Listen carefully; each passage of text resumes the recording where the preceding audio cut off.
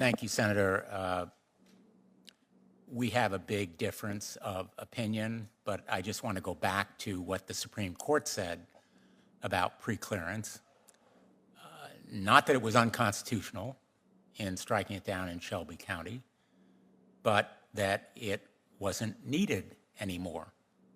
In fact, Chief Justice Roberts' majority opinion in Shelby County acknowledged that preclearance had worked. Senator Cornyn, I think, here just a little while ago said preclearance worked. None of them said it was unconstitutional. And to be clear, that's not what I'm saying. I'm not saying all preclearance is and always was unconstitutional. I'm saying H.R. 4 is wildly unconstitutional. But going back to the Supreme Court's opinion, Justice Roberts said, quote, conditions had changed, end quote. And in the South, there was no longer any need for it. Frankly, as late Justice Ginsburg said in dissent, quote, throwing out preclearance when it has worked and is continuing to work to stop discriminatory changes is like throwing away your umbrella in a rainstorm because you are not getting wet, end quote. Well, now we are getting wet.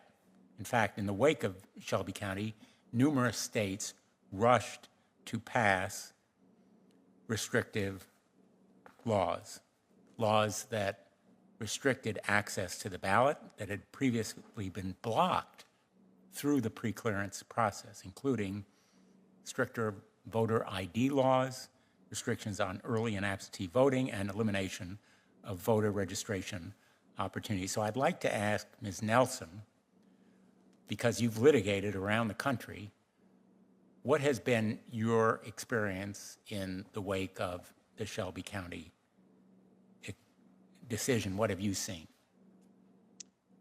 In the wake of the Shelby County decision, we've seen a rise in voter suppression that is absolutely stunning and that is just an assault on the progress that the Voting Rights Act made over decades. Section 5 took away the basic filter in jurisdictions with a known history of racial discrimination to ensure that those jurisdictions would not continue to discriminate on the basis of race.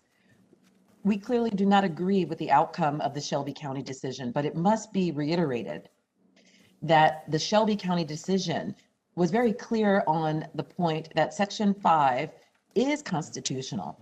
It struck down Section 4, which is the trigger for Section 5, and Chief Justice Roberts invited Congress to update that formula to ensure that it reflected modern conditions.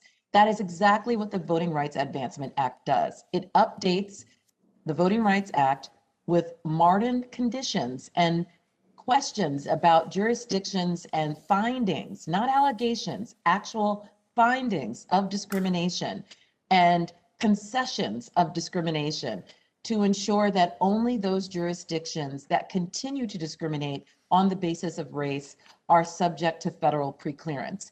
It is constitutional. It is within Congress's enforcement powers under the 14th and 15th Amendments to require jurisdictions that engage in racial discrimination to submit voting changes for preclearance. It is simply an evaluation, a question of whether those new changes will have a discriminatory impact. It's not punitive. It is not a finding in and of itself. It is a way for the federal government to ensure that our elections are free of racial discrimination. In the absence of Section 5, we've seen countless violations of the Voting Rights Act.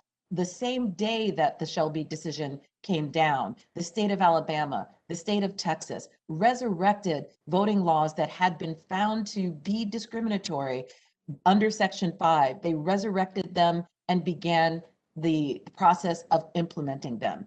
And lo and behold, they had the discriminatory impact that was predicted.